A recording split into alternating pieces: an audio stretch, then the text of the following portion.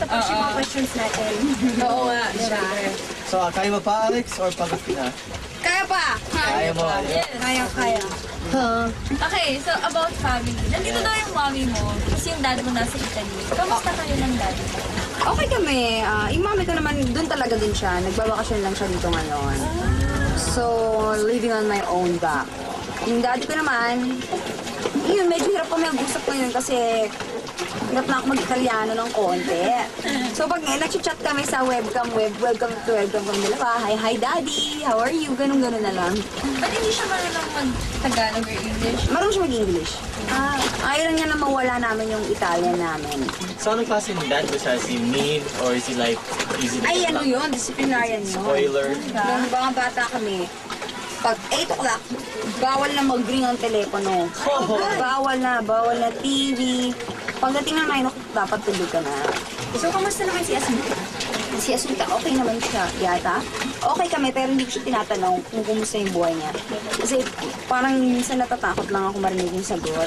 Baka bigla akong hindi na pauwiin. Dito ka lang! Ayun. Ano siya klaseng ate?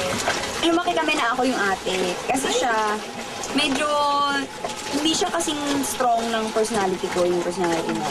Laging siyang, yung mami ko nakabantay sa kanya. So ako yung medyo independent. Kaya independent ako talaga.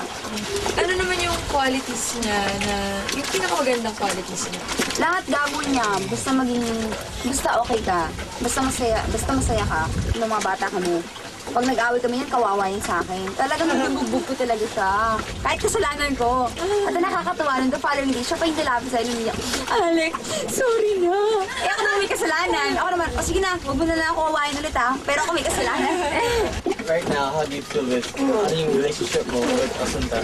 Minsan, parang hindi ko matanggap na may asawa na siya. Kasi parang bata-bata niya pa. Pero okay lang. No, 23 lang siya. Ilang to? 19 siya nung nag-asawa siya. Oo, 19 lang siya noon. Kaya talaga yung mami ko talagang halos mabaliw na. Doon kami naging close ng mami ko. Dati kasi hindi. Dahil parang yung time niya nakatutok lang kay Asunta forever. Na nagsiselos na ako. Naglalayas pa ako noon eh. Oo. How do you feel for her now? Sana lang wala na. Sana lang masaya siya talaga. Sana. Dati, tabi kami matulog. Forever, isa lang ang kwarto namin. Kahit lumabanda na kayo sa Oo, kahit nung umalis yung daddy ko, tsaka yung dalawang kapatid ko, isang kwarto na lang ako, siya, mami ko, tsaka ako.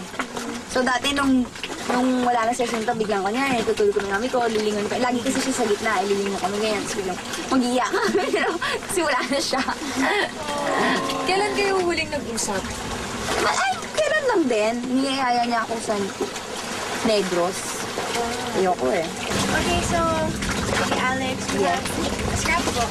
And tapos, you're gonna write a message for us here. To fans kita.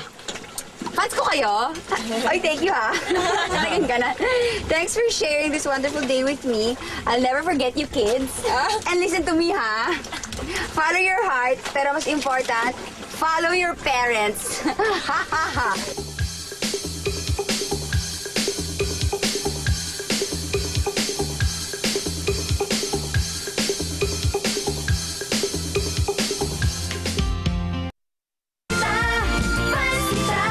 Enjoy sa sandali ka makasama.